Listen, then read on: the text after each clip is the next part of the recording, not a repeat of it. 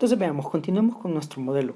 Tenemos la ecuación que describe el cambio de energía en el proceso de solidificación y esta gráfica, la gráfica del cambio total de energía, tiene un valor máximo para un valor de R que hemos llamado R asterisco.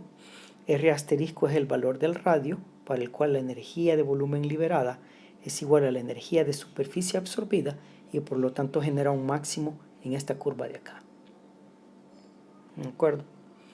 Los átomos del material en estado líquido se unirán para formar el sólido siguiendo el patrón de la estructura cristalina del material. Eso lo vemos acá en este ejemplo. Este es el estado líquido. Este de acá es el estado líquido. Los átomos están por ahí saltando en todo el material.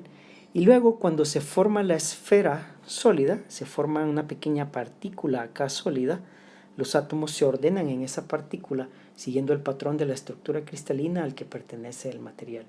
Vamos a suponer que esta partícula es una esfera de radio R. Entonces, la termodinámica nos dice que los fenómenos espontáneos se dan en la naturaleza en la dirección hacia donde la energía total disminuye. Siempre los procesos espontáneos de la naturaleza se dan hacia ahorrar energía, hacia utilizar la menor cantidad de energía. Entonces, si nuestra partícula sólida tiene un radio R que es menor que R asterisco, veámoslo eso aquí en este gráfico, aquí hemos sacado en limpio el gráfico, R asterisco es este valor de acá, es el radio crítico, el que me define el valor máximo de la curva del cambio de energía.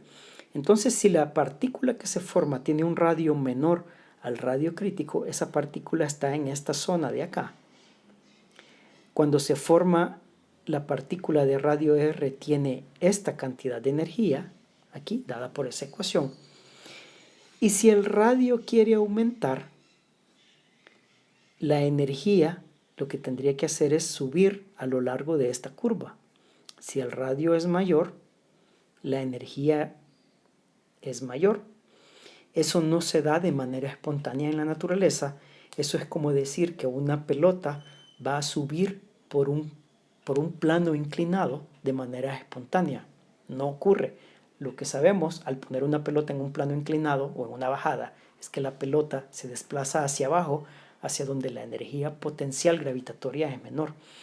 Entonces, esta partícula de radio R que se forma, cuando se forma, el único camino que tiene para disminuir su energía es desplazarse hacia acá, hacia abajo de la curva. Y entonces lo que va a ocurrir al desplazarse hacia abajo es que el radio de la partícula va a disminuir porque la partícula busca reducir su energía, por lo tanto el radio disminuye hasta que se hace cero y la partícula se deshace. Es decir, se forma una partícula de radio R de manera espontánea, que sería esta de acá. Se forma, los átomos se juntan y forman la partícula, pero esa partícula no puede crecer y lo que ocurre es que de manera espontánea se deshace. A esa partícula se le llama embrión. Ahora veamos el caso. Vamos a limpiar acá. Ahora veamos el caso en donde casualmente se junta una cantidad de átomos que es suficiente para que el radio de la partícula sea mayor que R asterisco. Entonces la partícula es R acá. En este esquema aquí, casualmente se juntaron suficientes átomos para formar espontáneamente una partícula de tamaño grande con un radio R, y entonces R va a tener esta cantidad de energía. R es mayor que R asterisco, que está acá. Entonces ahora la partícula está en esta zona de aquí. Ahora, para disminuir la energía, la partícula se va a mover en esta dirección, y en esa dirección, esa es la dirección en la que el radio aumenta. Y la energía sigue disminuyendo, no importa que pase al lado negativo, acá la energía sigue disminuyendo, por tanto la partícula sigue aumentando su radio, se está desplazando en la dirección donde el radio aumenta. Entonces, esta partícula que se formó en este punto va a comenzar a crecer de manera espontánea porque va a buscar al estado en donde su energía es menor. ¿Cuál es ese estado? es hacerse más grande. Entre más grande se hace la partícula, entre mayor es su radio, menor es la energía que tiene la partícula y entonces crece. A esta partícula se le llama núcleo. Entonces, si la partícula se forma con un radio menor a R asterisco, le llamamos embrión y se deshace. Si la partícula se forma con un radio mayor que R asterisco, le llamamos núcleo y crece. Eso es lo que se explica en esto de acá. Si el radio de la partícula es mayor que R asterisco, la energía total siempre disminuye a medida que el radio de la esfera aumenta. Por lo tanto, la esfera aumenta su tamaño. A la partícula se le llama núcleo. Crece espontáneamente hasta que todos los átomos pasan del estado líquido al estado sólido. Y se da el proceso de solidificación. Durante la solidificación, entonces, se forman muchos embriones y muchos núcleos al mismo tiempo. Este es un proceso aleatorio. Simplemente los átomos están chocando entre ellos y se pegan, se juntan. Si la cantidad de átomos que se juntan es pequeña, le llamamos embriones y se deshacen.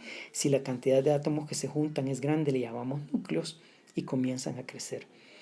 Los embriones se desintegran mientras que los núcleos crecen. Cada núcleo se va a convertir en un grano o en un cristal del material. Y el proceso es más o menos el que se ilustra acá. Vamos a buscar un tamaño más pequeño. Vamos a agarrar este. Yo tengo un montón de átomos que están aquí, que están en el material. No se ve, pero ahí están los átomos. Todo es líquido. Se forman, vamos a hacer esto. Se forman varios núcleos. Aquí hay un núcleo. Vamos a hacer más pequeño.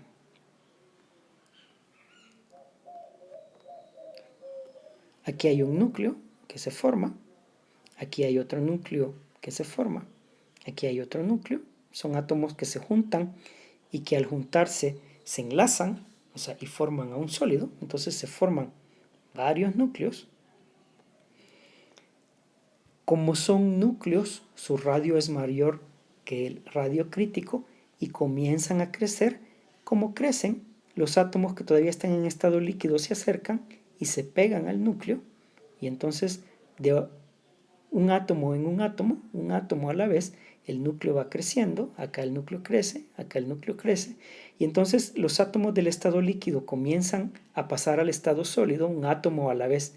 El líquido comienza a desaparecer y el sólido comienza a crecer, hasta que al final, cuando se acaban todos los átomos, lo que me queda es un grano o un cristal. Este es un cristal, se formó a partir de un núcleo. Este es otro cristal, se formó a partir de otro núcleo. Este es otro cristal, se formó a partir de otro núcleo y así sucesivamente. Cuando ya no hay líquido, entonces lo que ocurre es que los núcleos se juntan entre ellos. La mejor analogía es pensar en un rompecabezas. Cada núcleo o cada cristal o cada grano es una pieza del rompecabezas que está enlazada, está colocada junto con las otras, y entonces eso forma el material. Entonces los granos son el equivalente a las piezas de rompecabezas y el material es el rompecabezas completo, ya armado. Y esta es la foto que veríamos de la superficie de un material vista en el microscopio. Acá tenemos los distintos granos. Este es un grano de acá. Este es un grano que se formó a partir de un núcleo. Este es otro grano. Y así van. Cada uno de estos son granos. Entonces, esta es la microestructura o la estructura microscópica del material. Así se ve la superficie del material vista por medio de un microscopio. Está formada por muchos granos que fueron núcleos durante el proceso de solidificación. Y si ustedes ven, se ven como que si fueran piezas de rompecabezas. La solidificación entonces de un material cristalino, de un metal si ustedes quieren, la solidificación de un material cristalino se da por medio de un proceso de nucleación y crecimiento de los granos. O sea, la solidificación de los materiales cristalinos es por nucleación y crecimiento.